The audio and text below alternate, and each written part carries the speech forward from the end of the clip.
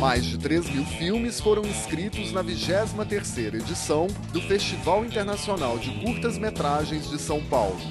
Esse número reflete o crescimento da produção que se potencializou com a chegada dos equipamentos digitais. Essa quantidade enorme não quer dizer necessariamente que nós temos uma qualidade 10 vezes maior. Quer dizer, os bons curtas continuam sendo bons curtas independente das novas tecnologias. Só que eu acho que a gente tem um repertório maior para acertar mais. O curta-metragem é para o longa, o que o conto é para o romance.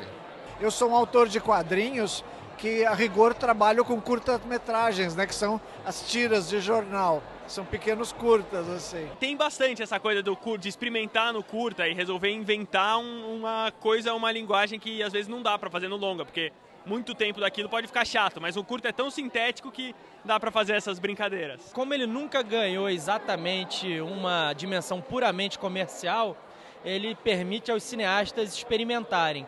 E experimentar quer dizer tudo, não quer dizer só filme experimental, quer dizer também experimentar a linguagem narrativa, descobrir a direção de atores. Claro que pode se produzir de várias maneiras, tanto curta quanto longa, mas eu sinto que no curta é um espaço um pouco de resistência, de uma liberdade que talvez no longa seja mais difícil alcançar. Documentários, ficções e animações. Todos os gêneros marcaram presença no Festival Internacional de Curtas-Metragens de São Paulo. 53 curtas da Mostra Brasil e 28 do Panorama Paulista representaram o país diante de 60 produções da Mostra Internacional e 27 da Mostra Latino-Americana. Ao todo, foram exibidos mais de 350 curtas em diversas sessões. Icoeté é uma palavra em tupi, significa honra, né? E é um filme que eu fiz no litoral norte da Paraíba, com os remanescentes dos índios potiguaras, né? Mas é tratado em forma de ficção. O filme tem alguns momentos, ele dialoga com o documentário, sim.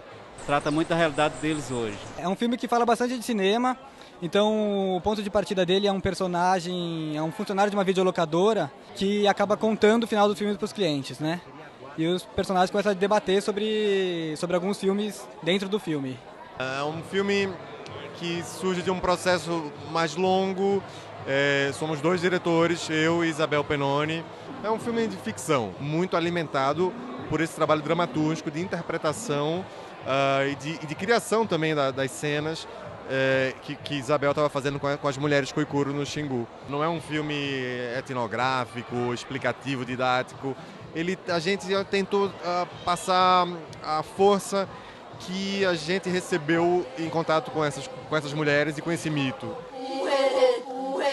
É uma história de um pornógrafo amador que, no meio de suas presas e pesquisas, ele acaba encontrando uma possibilidade de afeto, de revelar um mundo novo. A gente vive numa cidade muito hostil ao afeto, ao encontro, e eu acho que o filme ele subverte um pouco o individualismo da cidade, né? Quando o Pedro me convidou para fazer esse filme com o Laerte, na verdade a gente estava muito voltada para essa situação que o Laerte está vivendo. Mas tem horas que eu gosto da minha cara, assim, eu acho que tá, principalmente como eu me produzo.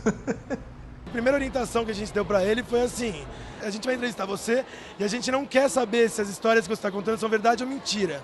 Inclusive a gente quer que no meio dessas respostas você minta. Então a gente não sabe o que é verdade e mentira, a gente não quer saber. Então se você perguntar pra mim se é um documentário ou uma ficção, eu não sei dizer, mas eu prefiro dizer que é um filme. O tempo passa e o perfil do curta-metragista não muda. É sempre alguém, estreante ou experiente, que leva a sua ideia até o fim. No entanto, nos últimos anos, é visível o crescimento do número de mulheres à frente desse tipo de filme. As mulheres ainda são minoria no campo audiovisual, quer dizer, quando você pega o catálogo do festival, a gente ainda não tem um equilíbrio, mas eu acho que o audiovisual é uma vitrine do talento feminino, sim. O filme se chama Aluga-se, é um filme sobre um sentimento que eu acho que é do paulistano, que é uma sensação de você estar sempre mudando. Enfim, é um paralelo com a memória afetiva, com a paisagem da cidade, com o emocional do paulistano. Eles vão construir um baita de um condomínio aqui.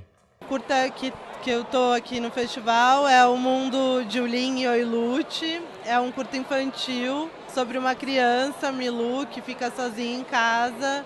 E aí ela começa a inventar coisas para, enfim, lidar com a solidão de ficar sozinha. Aqui tem uma porta, ali tem uma mesa. O nome do curta é O Duplo.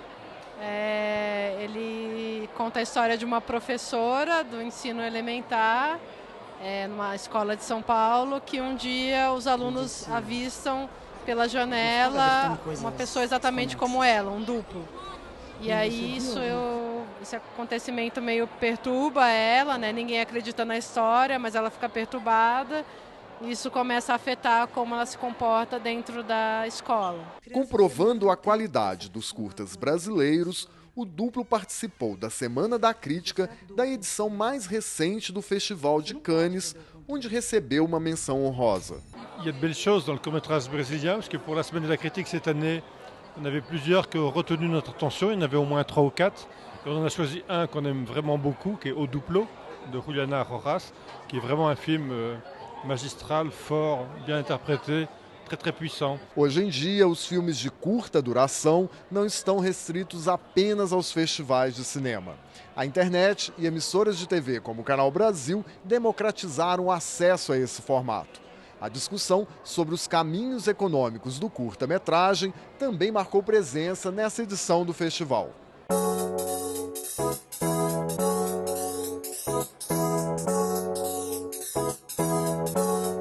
Neste momento, estão se abrindo muitas janelas para o curta, né? Os serviços de vídeo on demand, os sites, todos brasileiros, sites internacionais, serviços de vídeo on demand, iTunes, Amazon, fora a oportunidade da nova lei do audiovisual. Eu acho que os programadores ainda não perceberam, mas compilações de curtas podem ajudar a cumprir cota. Todos os canais estrangeiros, até os brasileiros que precisam se adequar à legislação também. Eu acho que a internet e as novas mídias, o celular, ela se presta muito bem ao formato curto, isso, né, é um lugar comum hoje em dia, todo mundo concorda, mas eu acho que os modelos para falar de mercado, ou seja, falar de dinheiro, falar de pagar, falar da mercadoria ganhar valor, os modelos ainda estão sendo encontrados. Mas eu acho que é um momento muito interessante, particularmente aqui dentro do Brasil, para a produção nacional independente como um todo, mas acho que para a produção de curta-metragem, oportunidades que ela nunca teve. A preocupação com o ensino do audiovisual sempre foi uma característica do Festival de Curtas. Esse ano, o lançamento de um livro comemorou os 10 anos das oficinas Quinofórum. A gente achou que era uma boa hora para recuperar histórias de alunos, colaboradores, pessoas que se envolveram, conheceram, palpitaram. Convidamos pessoas de fora também para escrever sobre isso. Então o livro tem textos diversos, mais centrado na vivência, na experiência do projeto nesses 10 anos, do que numa coisa muito esquematizada. Então tem conteúdos diversos envolvendo as pessoas que passaram pelo projeto. A gente já tem mais de 1.400 alunos, mais de 200 vídeos realizados. E quando você vê essa imagem na tela, você vê que o Brasil tem muitos olhares. E que você abrir a câmera, abrir a possibilidade de uma pessoa fazer um filme e mostrar o filme num festival e ter um filme no site, porque os filmes estão todos no site, faz diferença.